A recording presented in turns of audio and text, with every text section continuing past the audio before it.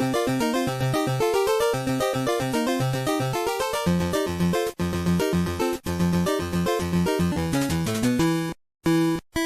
right, let's start with Formula One, who were in Italy, where they baited us with the promise of an interesting race only to switch it out for another Verstappen parade. The starting grid was Verstappen, Norris, Leclerc, and the finish grid was Verstappen, Norris, Leclerc. It was an awful race. It kind of felt like when the car dealer advertises a super low price, but then you get to the dealership and they're like, oh yeah, that car's sold, but we have all these other ones that cost twice as much. Kind of like when you go to a nude beach. It sounds like a great idea, then you get there and everyone is old and ugly. It was almost interesting at the end when the gap from Norris to Verstappen went from 6 seconds down to 1, and Norris almost caught Verstappen, but not quite. That's about where I drifted back into paying attention to the race towards the end. I was like, oh, hello, well, we got a race here. We needed about 5 more laps, and maybe something actually could have happened. Yeah, you know what? I have to admit, I scrubbed most of the race on the F1 app. Like, I scrubbed through to the pit stops, and then after a while, scrubbed to the end, and I'm like, oh, well, yeah, look. Norris is catching. Can he catch him? Is something going to happen? But he did not. Oh, what's going on with Sergio Perez after that out in Q2, and then just a pretty dismal race overall also? He blamed the risky strategy in qualifying and then another risky strategy in the race. Oh, was their strategy being terrible? Yes. Risky. That is risky. They had a guest strategist from Ferrari. Ferrari, which brought its game-changing upgrades that turned out to be on par with the Maginot Line, they couldn't even catch McLaren. I don't know what game they were watching for those game-changing upgrades. Leclerc said that they screwed up qualifying, just like Perez said. And if they'd gotten it right, he could have won the race. And then he also complained Imola is not a good track to judge his upgrades because it rewards curb jumping. Does it? I don't know. Maybe Imola's only a test session and the upgrades are really supposed to take effect at Monaco. Do they do curb jumping at Monaco? There's just the corkscrew? Coming out of the tunnel, there's that one, but they're pretty strict on that chicane there. Why do they have that chicane? So you don't go head first into a retaining wall? Because they got that center lane divider. Yeah. And the... Oh, yeah. Well, plenty of people have crashed in that thing anyway. Yeah. They should get rid of that. Monaco's already slow enough. Yeah, they need something.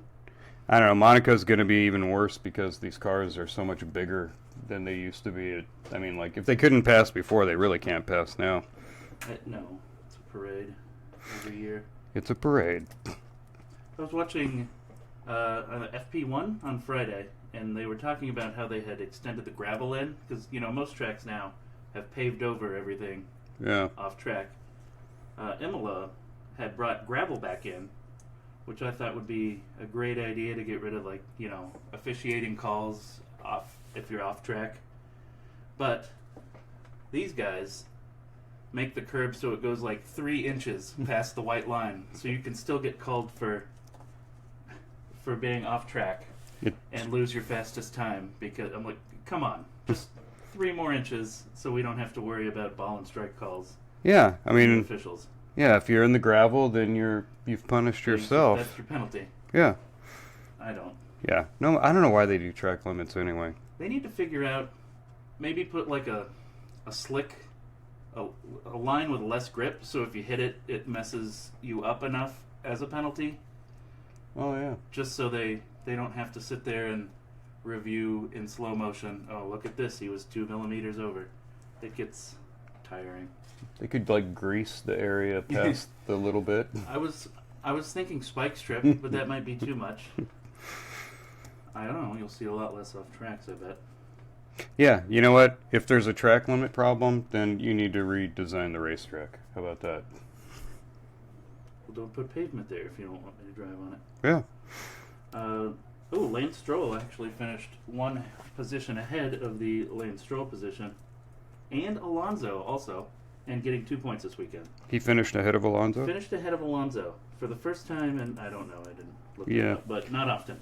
Yeah, in the American Revolution, we won a battle against the Brits at Trenton, too. Once, because crazy stuff happens once in a while. Don't look for that one to happen again.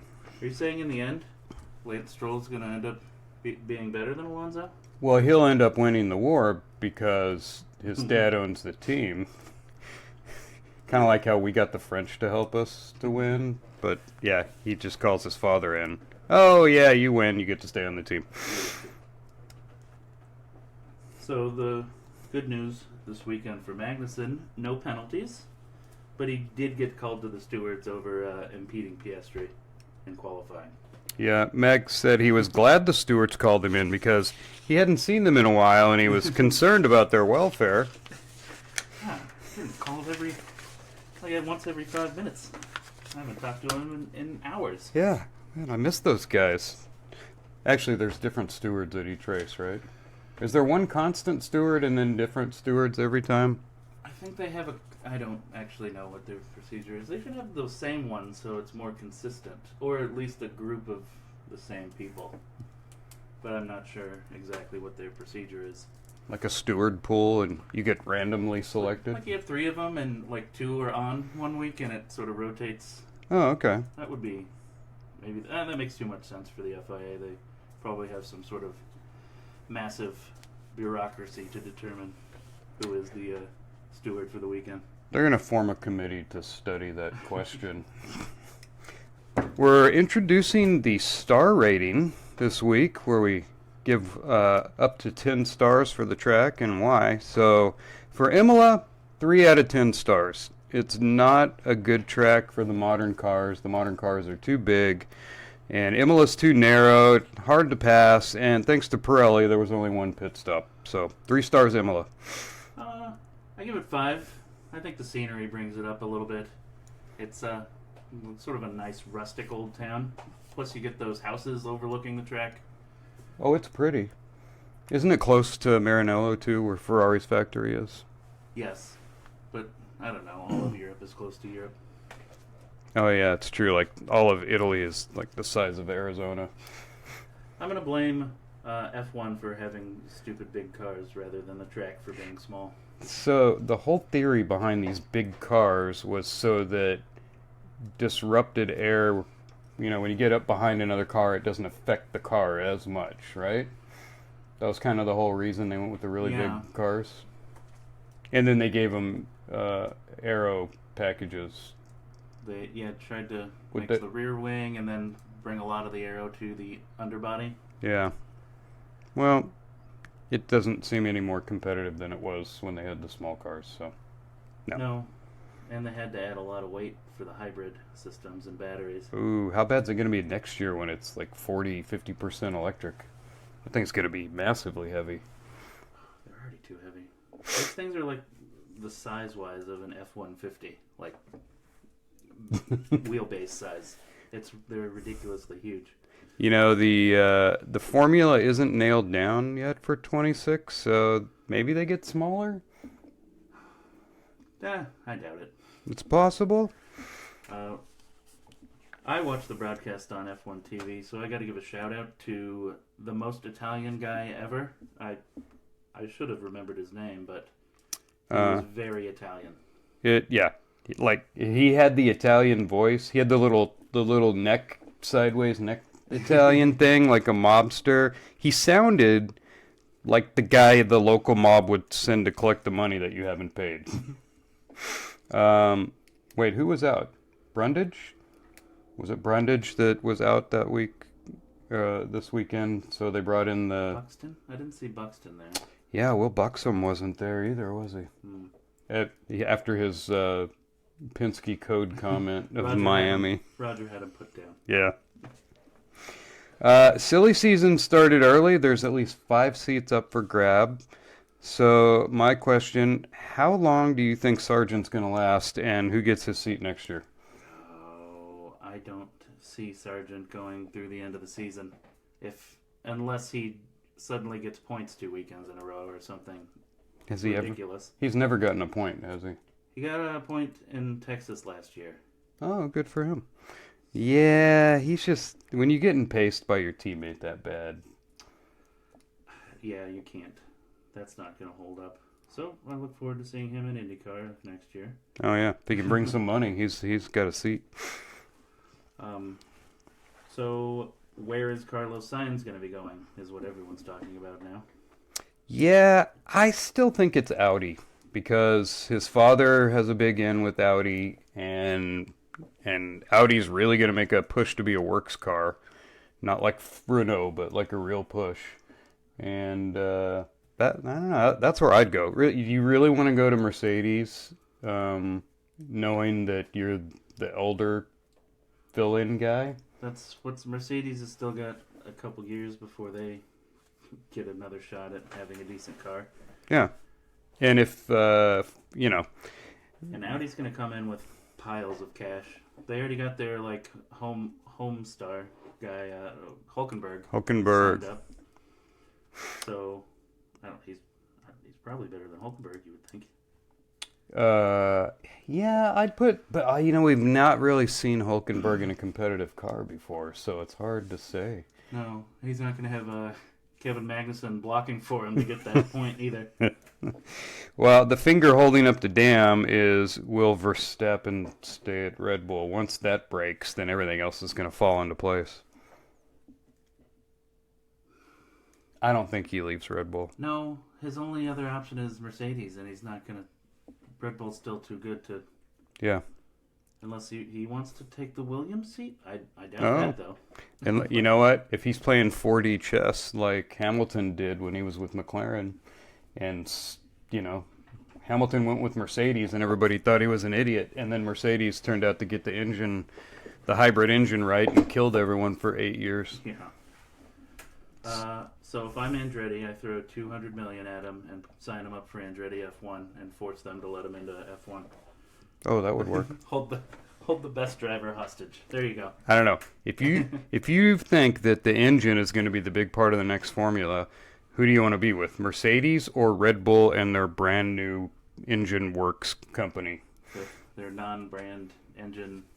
Yeah, that Cadillac's helping, so they can get a head start on their own engine. Oh, is that what Cadillac? How they're getting into? Well, yeah. That's probably good news for Cadillac then. Yeah. Well, Cadillac is supposed to back up Andretti, so it doesn't hurt for them to get a little practice up first.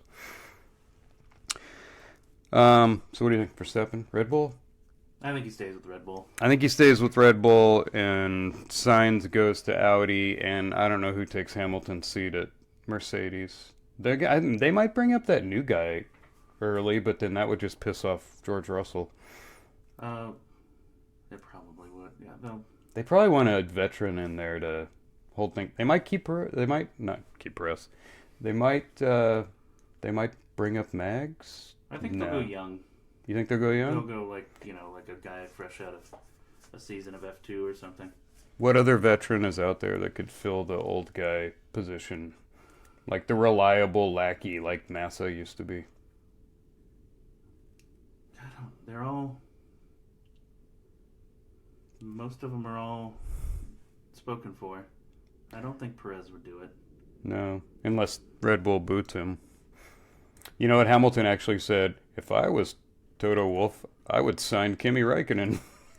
He could probably still put a decent time out there. He could probably put a better lap together than Stroll. Well, that's tough. Yeah. My grandma could put a better lap together than Stroll, and she's dead. All right. Coming up this weekend, the Great Monaco Grand Prix. 2 miles, 78 laps, 162 miles of Formula One parade. Just watch qualifying. Just watch that, and then you're good. Pretty much.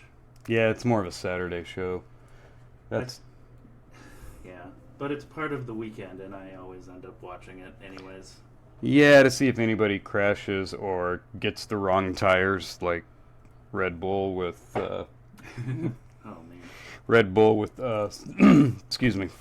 Red Bull with Smiley when he was winning the race, and they had the wrong tires ready for him, and it cost him, what, like 5 seconds? We're talking about Ricardo, Smiley.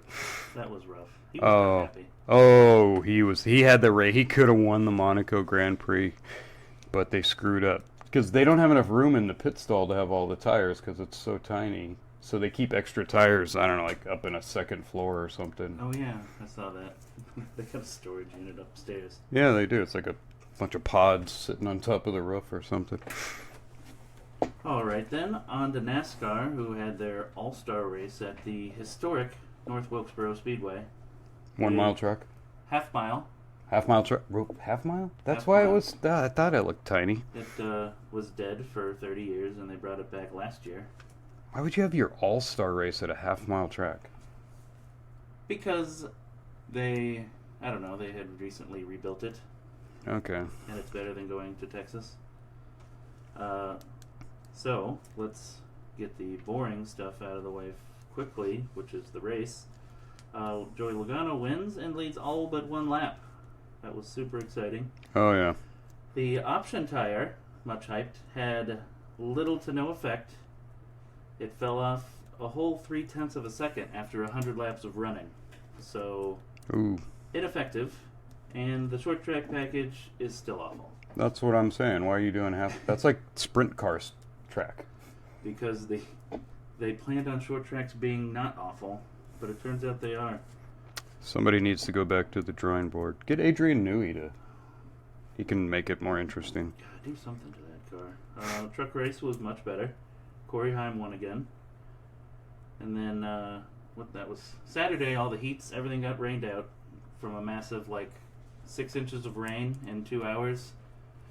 There was some footage of, pit crew guys swimming and jumping into water.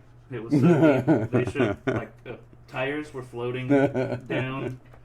I was like, put the wets on and go. Man up out there. Could tie a bunch of tires together and float around the track with a big ice chest full of beer. If you could just get the flow moving in a crosswise direction, it could be like tubing, down the river. What else was the highlight of the? Oh, the highlight of the race was Fox keeping tabs on Larson, like they just got an alert that their Amazon package was 5 stops away. Oh. Every 10 minutes in the pre-race show, they're like, "Oh, we've got Kyle Larson's transferred to a jet," and they show the jet. I'm like, "Are you guys just following him around in a plane?" Doesn't it sound kind of creepy? Yeah, let's leave. Let him go, man. That's close to doxing someone. Well, I want to say that it was a Ford day, a red day, ere the sun rises. That's my tribute to the actor that played King Theoden in Lord of the Rings, because he's dead. That was. I forget his name. Scenes in the whole trilogy. That was like Braveheart before the big battle scene. Death. Yeah, you get to yell death. His name's Bernard something, but anyway, he's like 80 something. But anyway, because Ford sounds like sword, so. Oh, that makes sense. You see what I did there? And that's what is that? 2 in a row for Ford? How does it on a short track and 1.5 miles? Or wait, no. What was the first one was 1.5 miles? Yeah, last weekend. Darlington, the mile. Or a mile. Mile and a quarter. And we're thinking they're going to be a super speedway car. That's what I thought. Well, all you had to do was get out front, apparently, and you can just sit there all day. Well, he qualified well to do it, though, right? Yeah, he started first. So a little bit of a track position plus having a great car. Sounds a lot like Formula One race. Oh, come on, guys. What's the point in watching if you're going to have less passing than Formula One? All-Star doesn't sound very all-star. Well, now that the boring race is out of the way, the most interesting part of the race, Stenhouse versus Busch. That's my highlight. So, lap 2, Stenhouse dives in the middle of a 3-car battle, or makes it a 3-car battle, pushes Busch up into the wall. So, on the front stretch, then Kyle Busch just sides him, and he hits head-on into the outside wall. Stenhouse is done for the day. Yeah, Kyle hit him twice, too, right? Yeah. He bumped him like the whole turn, and then he finally just went, okay. One more and put you in the wall. So, Wilkesboro, being an old track, does not have any sort of tunnel or way to get out of the track once you crash. So he's sitting in his motorhome or transport or whatever it is, stewing. Oh wait, back up. He parks his car in Bush's that's right. pit stall. I skipped that, where he pulls in, parks it right in front, climbs up the ladder, says something to the crew chief, and just like leaves it there and walks off. The crew chief's like, dude, I'm not driving the car. Leave me alone. What do you want? And then he got interviewed. He told the reporter that he's going to be hanging out waiting for Kyle Busch. He's going to have Richard Childress hold his watch for him, too, which I think is a reference to Childress, I don't know, years ago, Childress wanting to fight someone. He said that, I think. So Ricky's sitting there stewing for 2+ hours, long enough to change into some shorts. What were those shoes? And some, I don't know. Those are like what old dudes wear when they drive their Corvette. So a loafer? I don't know what he had on. Yeah. So he's sitting, race is over. He's sitting next to the 8-hauler just by himself. I saw somebody got their phone camera like behind Kyle Busch's head. So it's just a view of Kyle Busch walking and Stenhouse leaning against tires by himself waiting. And it looks like it was like filmed for a movie. Just excellent camera work all around from somebody there. He should have got Coke bottles on his fingers and clanked them together. Start snapping. Yeah. Ricky tries to talk to him for about 4 to 5 seconds, and then finally just takes a swing at his face, and chaos ensues. That swing kind of came out of nowhere. It caught me by surprise. Looks like it caught Kyle by surprise. Oh, yeah. He clocked him. Well, Kyle got a pushback, right? Yeah. He did like the palm hit. And then NASCAR security grabbed Ricky and stopped the rest of the fight pretty quickly. Well, him. Ricky Stenhouse Sr. was apparently over there shoving crew members. It looked like he got a punch to the face. Well, don't jump into a fight if you're not ready to get punched. Andre the Giant was sitting on the back of the hauler, like, launching people over the top rope. Like King of the Mountain. He's just like, nope, gone, get out. Stenhouse is laying on a pile of tires, and he yells out, somebody get my dad. And Kyle Busch was like, bring it. I don't give an F. I suck just as bad as you. Let's go. Hey, you know what? And then I heard Stenhouse didn't actually hit Busch. He just kind of, like, more of like a suggested hit. Like, just kind of got a little too close, and maybe Busch reacted and banged the wall a little bit. I don't think if he did, it wasn't egregious enough to spin him into the front stretch wall like he did. If, like, it was more of a rubbing, not a wrecking. And he just... Well, I don't know. Busch has not been doing well lately, so he's probably a little frustrated. Sten did kind of torpedo bomb him. Like, you're going into 3 cars, really? Like, you think that's going to work? Yeah, that's the All-Star race. There's no point, so I'm just going to go for it. Yeah, but if you win, you get $1 million, right? Yeah. Oh, well. And there was no Gilligan in this race because I guess he's not an all-star. He didn't make it. He's not even a half-star. I think he finished 10th or so in the open qualifier race beforehand. That sounds about typical. You know what? I'm not a fan of the mid-race caution. It kind of feels like a nap in kindergarten. I don't think they need it anymore. It just doesn't. Just have them do a normal pit cycle. There's no reason to stop everybody. On a half-mile track, just, give them some tires that fall off quick or something. Maybe that fall off a little better than these did, because that didn't really work out. Did you see any paint schemes that you liked this weekend? Nothing really stood out for me, so I guess the number 12 Blaney with the Wrangler livery, because it looked kind of throwback. The Dale Earnhardt. Yeah, sort of. That was about the only one that looked interesting. Yeah, not a lot of interesting schemes. Ross Chastain had the Busch Light flail car. I thought that was pretty cool looking. Yeah, It's kind of Braveheart. Yeah, just nothing, not very exciting. I guess we're coming off the throwback weekend, so everyone's kind of calmed down a little bit. We need some interesting liveries again, just like that you see every week. They have so many different sponsors now that they change every week. They used to, you have one sponsor for the whole season, and you get to know that car and what it looks like, and now the car is a different color every week. Like you had the Tide car, and the Coors car, and the Bud car, and the Coke car. I don't know. Well, there's probably going to be some pretty interesting liveries this weekend for Memorial Day at the Coke 600, which is the third of the trifecta this weekend. That is going to be 1.5 mile track, 400 laps. Oh, a Hendricks race. Oh, man. Wouldn't it be a better trifecta race weekend if NASCAR was at Daytona instead of Atlanta? You would think so. Yeah. Like have their...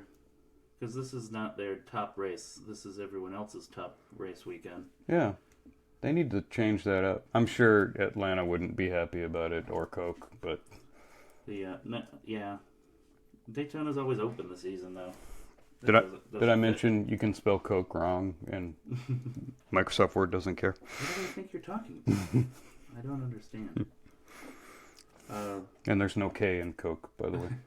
I mean, there's only one C in Coke. I heard that President Trump is going to try to make a visit to the Coke 600, so whatever garage he visits before the race, put some money down on that team. Ooh, I'm going with the McLaren car. Is there a McLaren car? Not yet. They're in every other series, though, so look for that. What engine would they run? Would they run the Mercedes engine? Well, they run an Indy car. Chevy? Chevy. So I guess they'd probably want to run Chevy if they were in NASCAR. Probably. Gene Haas has got a car in every series. What's up, McLaren? Oh, he does. Does he have a... No, he does have a car. Well, until he sells his NASCAR team. Yeah. Or his Formula One team to Andretti. We'll see. All right. On to IndyCar, where qualifying for the 500 was more interesting than the Formula One race and the NASCAR race combined. That's correct. Scotty Mac on the pole, followed by Will Power, and Joseph Newgarden, the Penske trio. No one could touch them pretty much all weekend. Did anyone push Penske so they could pass by him? Oh. Push to You've pass? made Roger's list. Uh-oh. I'm going to call it the cheater.com front row because it's the three people that cheated at St. Petersburg.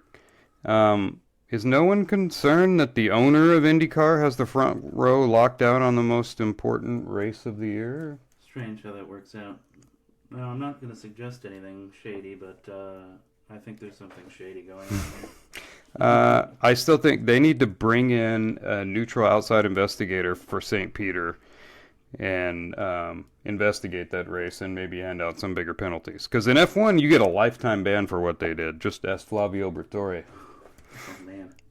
He's still... I don't think he's even allowed to go watch a Formula One race.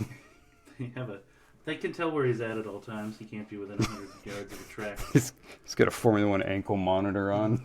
If he comes too close, it buzzes and... Flavio's here. Get to him. Penske did do a thorough investigation of themselves, and they found that everything is fixed and better now. So. Yeah, just like Red Bull's investigation of Christian Horner. We checked into that woman's complaint, and Christian didn't do anything. Well, holding down the second fastest team is pretty much McLaren. Did they have the whole second row? I think... Or 2 out of 3? 2 out of 3. And then their other guy was in the top 7.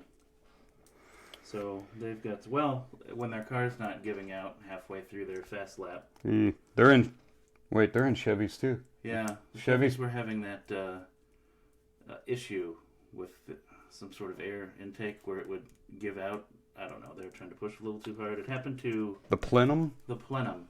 Oh, yeah. I saw an article saying, what is a plenum? And I'm like, that's where all the air comes back? So, once again, Ray Hall, the barely lucky, makes it into the race at the last second because Nolan Siegel will not be lifting. So wait, didn't he make it in last year because somebody crashed? Graham? Yeah. Remember? Well, that was post because someone crashed in practice and was injured, so he took their ride. So he still needed someone to crash to get into the race, right? Yes. Oh. What's wrong with Team Rahal? Like, one of their 3 cars are in the top 20. 2 years in a row. Because last year, 2 of their cars, one barely made it in and the other one didn't. Why can't they set up a car for the Indy 500? It's a spec car series. For our non-IndyCar listeners, that means everyone basically has the same car, and you make little adjustments to it. They switched his engine between runs on the first day. Didn't help. Complained that it's a mechanical issue, and then they spent forever trying to run it down. They never got to fixing it, and he was just slow. Yeah, how can he be so slow? He was faster in early practice, and then in the, practice 7 or 8 after qualifying, he runs P11. So, did he just suck at qualifying? No, well, I watched the runs. He had his foot down. I don't know what else you do there. You keep your foot down the whole race and make lots of little adjustments and work the weight jacker. You gotta really jack it hard. Yeah. To get into the race. I don't know. It's got to be a speed thing because the most he can do is hold the thing down and turn the wheel left, and I didn't see him lifting in his runs. We're talking like 2 miles an hour difference between first and 33rd. I mean, it wasn't a big gap. And then, so the Rahal cars, they've got 4 for this race. Graham's 33rd. Fittipaldi is 30th.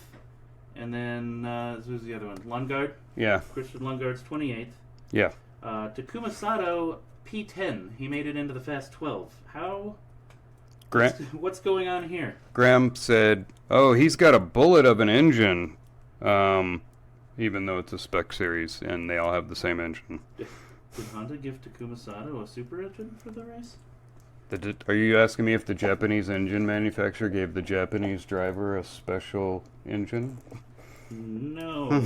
That would never happen. I'm not going to ask that. Well, if Graham didn't make the race, he was fully prepared to be a corner worker with that driving suit he had on with the vest. That was kind of a little ridiculous. Yeah, I don't know where he got that one.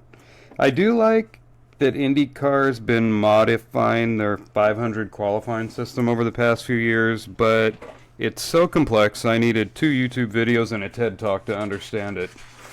It's interesting, but you have to really sit down and do some studying to figure it out. You can't just look at it and go, wait, what's happening here? This is ridiculous. Yeah. So, the qualifying system takes 2 days and 16 hours. If it doesn't rain. If it does, yeah. I don't know. I'm sure IndyCar is working on a MySpace post that will explain everything away. I did kind of figure it out at the end. You know what? So wait, you qualify on Saturday, except for the last 3 positions. Everyone makes runs. Yeah, and then on Sunday you have 2 shootout races for the top 12, and then the top 6. Do you really think the drivers like doing 2 shootout? I mean, you're just taking another chance you're going to crash that car. Probably not, but they need that. You remember when they did it over 2 weekends of qualifying? Like 25 years ago? But then there was, some day they would only have 33 cars, and they were like, well, we don't need a bump day now. So they made a kind of shifted bump day into the middle of the Fast 6, or between the Fast 6 and 12. Oh yeah, so those final 3. So they do that, and I do like how they have the 2 lanes. Like, one lane is you go immediately, you lose your safe time, and you have to start over. And the other lane is you wait for everyone, but you get to keep your fast lap. I think it makes it fairly interesting. Yeah, that was probably a fair, because after your first run, if you think you can do better, you start over, you lose your time, you're out of the grid, so you got to really believe that you're going to do better to go out and do another run. But yeah, with the second lane, you don't have to give up your time, but you got to wait for all the other people that are going to wipe their time to go first. So yeah, that was part of the TED talk to help me understand the whole system. IndyCar manages to get a good amount of drama into a race that has one extra car in it. It is the month of May. They have to stretch the whole thing out over a month. Although, putting in the Indy GP in the middle was a good idea. I like that. Because they cut down on a week of qualifying, you get an actual race instead. I think it's a little better. Yeah. I would say my quote of the week from Hinch in the booth was, "Keep an eye on Marcus Ericsson's fast jacking technique." So. What exactly was his fast jacking technique? I don't know. Hinch is apparently the expert on it, and. Well, he is Canadian. Well, apparently it wasn't good enough because Marcus almost missed the race. Eric, oh yeah, because he won it last year, and he couldn't get a time in this year. He thought his qualifying was over a lap early, so he lifted. Down. No, it's 4, Marcus. Oh. 1, 2, you got it. It's 4. Just how bad would he? Man, if you didn't make it in because you lifted, that would be rough. Oh, listen to the guy in your ear and just keep the foot down until it's all right. I am a little sad that these cars are so underpowered that, once again, you can just do foot down the entire time. That's true. And they even boosted up the turbo for qualifying, where they can still... I mean, they got to do a little work by lap 4, but they can still keep their foot in it the whole way. Yeah. I either give them some more downforce or put an engine back in that car. Well, we're supposed to go to hybrid now, so... It's supposed to add a little power, I think. Is it? Good. You know what? I like the kart days when you actually had to lift going around the track a little bit. And they sounded so much better. Yeah, when you actually had a motor in it. And it was a V8. It wasn't even a big motor. It wasn't like V12 days in Formula 1. Oh, those sounded even better. Well, the Peacock coverage was pretty good. I really enjoy just having a full week of race car practice on in the background while I'm working. That's nice. Their qualifying coverage was excellent. They didn't have a giant ghost car taking up the screen, using computer graphics from like 2003 comparing lap times. I'm not going to mention who does that, NASCAR. And it is more exciting that you cannot see the exact lap time as it happens. Like it goes up at the end of the lap. You get to hear the crowd reaction as they post it and on the screen at the same time, and you're not like, well, he's already 2/10 down, so he's not going to make it. A lot of good technical info through practice and qualifying all week also. I like the Peacock coverage because they're not constantly explaining every little thing like we've never seen racing before. And by the way, we are not trying to get a sponsorship from Peacock. But if anyone from Peacock's listening, we will talk to you about a sponsorship. It's the best money I've spent on a streaming service. Yeah, it's just awesome. Everyone should get it. I could clearly tell during qualifying when they switched over to main NBC broadcast because the commentary kind of started getting dumbed down. They start trying to tell me like they're covering how many football fields in a second. I hate it so much. This is the accelerator. You push on it, and it goes faster. These cars are moving so fast. Lee. Oh, I know, Lee. We all... I know some people are watching it for the first time, but come on. They've heard of a race before. You get to bonus punch somebody if they mention that Indy cars have enough downforce to drive upside down. Oh, there's the other one. Every 500 broadcast on ABC, I remember them mentioning that at least 4 times. And then a preemptive request from NBC not to show the wife or girlfriend for more than a 3-second reaction time. And then that's it. Just quick reaction. Look, they're nervous because someone's leading or not leading. And then you cut away and you show the race. We don't focus on the wife or girlfriend for the entire last 10 laps. Wait, wasn't that Graham's wife that did the oh no hands to the face when it was Siegel crashing into the wall? The guy that could have put Ray Hall out of the race? Yeah. That was... What year was it? I'm like, your name is Force. You've been around racing your entire life. You shouldn't be surprised. Do you remember when, I think Dario was winning or something, and he was married to Ashley Judd, I think, and they cut I want to say the last 5 laps was a split screen of him leading the 500 and her just sitting on the pit, just sitting there being nervous. What are we doing here? Come on. It's a movie star. Imagine, just, God, I hope Taylor Swift doesn't show up. Oh. Taylor Swift dumps whoever the football player is. Kelsey? Yeah. Dumps the football player and starts dating Santino Ferrucci. Oh, boy. And comes to the race and is in his pit stall. God. We'd never see racing. Santino. Everyone loves Santino. It is nice having an alternate series driver in Larson, but I'm taking bets on how long is the special video explaining how Larson will race at Indy and then go to the 600. How long is that special going to be? I'm going to guess it's a 10-minute special. Yeah. Pre-race. There's going to be some soft piano involved at some point. But the thing is, they're going to do it again before the NASCAR race also. So you're going to get hit twice. Are they going to talk about how he has a split parentage? I think they'll probably cover everything. Yeah. I bet his father's proud of him for racing in Indy 500. Wait, which side is Asian? Is his mom or dad? Filipino, right? Yes. Is mom Filipino or is dad I Filipino? think it's his mom. Yeah, it's usually the wife. So yes, I believe it's his mother. I'm just saying. I've seen a lot of white dudes with Filipino wives. It's like it's not uncommon, but you don't often see like the white woman with the Filipino dude. That one's a little more rare. Although I do know somebody like that. I actually know someone. He was a helicopter pilot. Military guys. Yeah.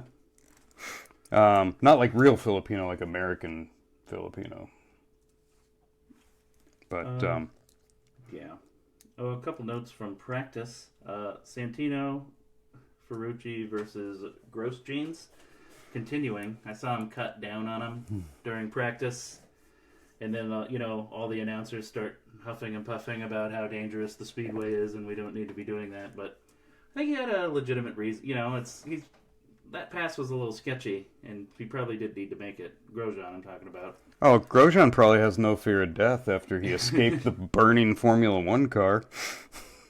I hope that this little battle continues. It's fun. Maybe not during the race, because that could take out some other drivers, but I'm kind of enjoying the battle back and forth. Why Santucci? Santucci. Who was the Tracy started calling Santino Ferrucci. I did hear Grosjean's, after that Formula One crash, the fiery crash where he was trapped in his car. He did say that at one, like he tried to get out and he couldn't get out and he just resigned that he was going to die. And then he thought about his wife and children and decided to try one more time and managed to slip through that little hole like a cat. Yeah, they showed. I remember they rebuilt it in computer animation and how small of an area that guardrail was that he could get through. Oh, yeah.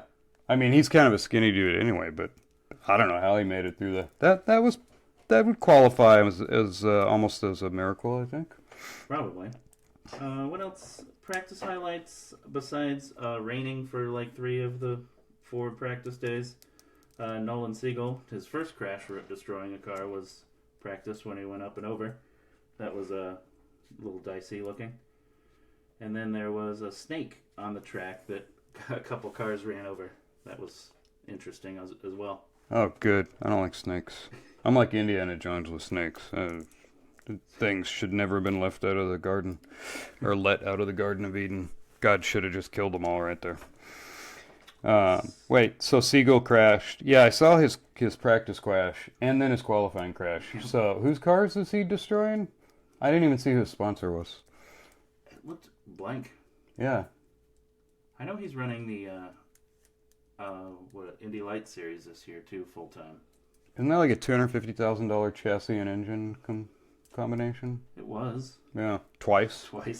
Dude, you just spent $500,000 not making the Indy 500. You're not even going to get any of that prize money there. Yeah, Ray Hall talked him up though, like, oh, he's great, and I've known him since he was little, and you'll see him in in a car soon, and everybody's thinking, is it going to be your car, Graham, that we see him in soon?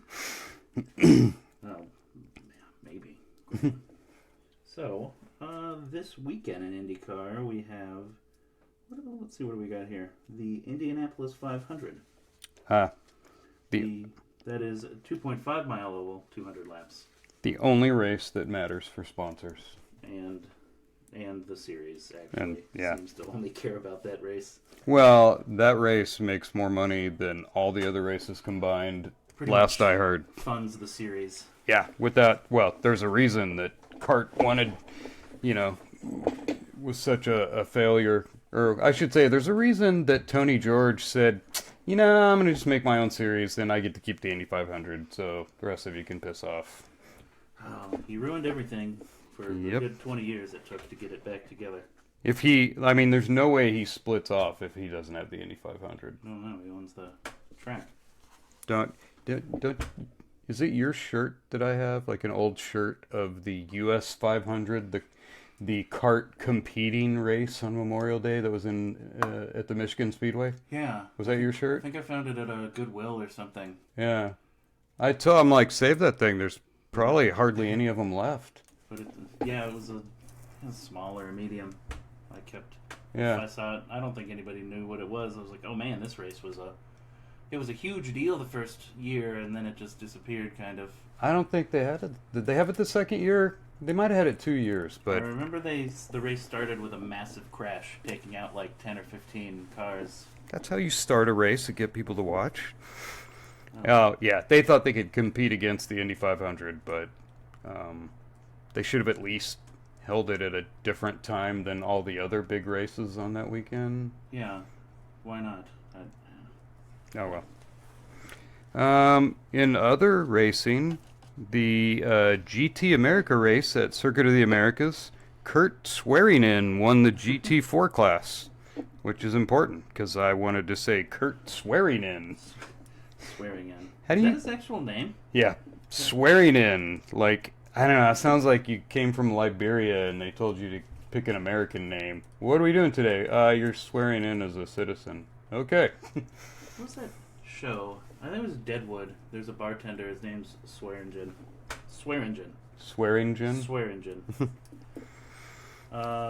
You know what? His nickname might be Cuss. Oh. What's your name? Cuss. Cuss Swearingen. GT4. Interesting. Yeah. F1 Arcade is opening a 21,000 square foot facility in Vegas it'll be ready before the 2025 race.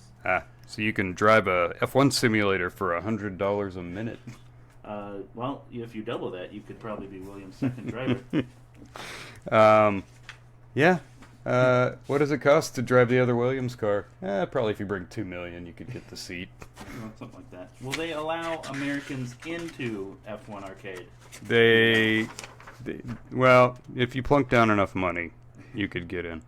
But you have to pay $50 for a drink.